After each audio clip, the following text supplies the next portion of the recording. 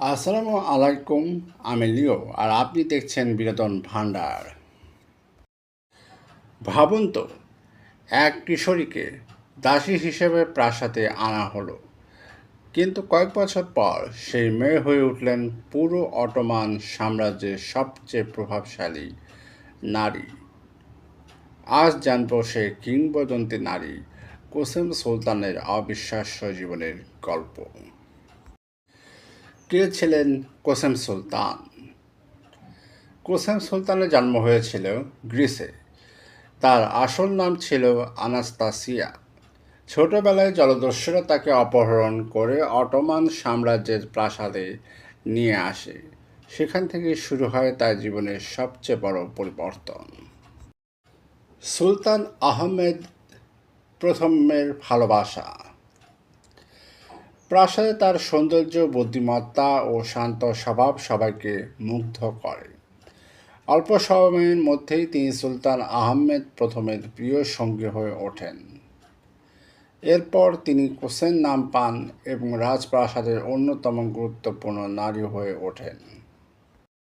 ক্ষমতার উত্থান। আহমেদ প্রথমের মৃত্যুর পর শুরু হয় ক্ষমতার লড়াই, কিন্তু কোসেম সুলতান শুধু নিজের সন্তানদের রক্ষা করেননি, ধীরে ধীরে তিনি নিজেই সাম্রাজ্যের রাজনীতির কেন্দ্রে চলে আসেন। তার ছেলে অল্প বয়সে সুলতান হওয়ায় বহু বছর তিনি কার্যত সাম্রাজ্য পরিচালনা করেন।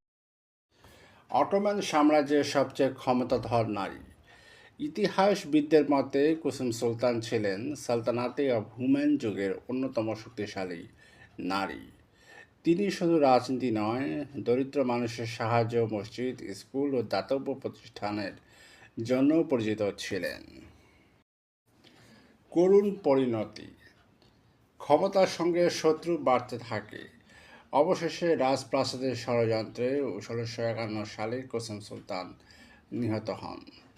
তার মৃত্যু অটোমান ইতিহাসের সবচেয়ে আলোচিত ঘটনাগুলোর একটি। সমাপ্তি।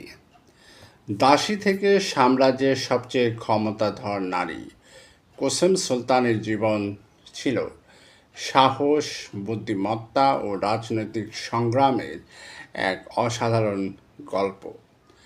আপনার মতে কোসেম সুলতান কি অটোমান ইতিহাসে সবচেয়ে প্রভাবশালী নারী ছিলেন? কমেন্টে আপনার মতামত জানান।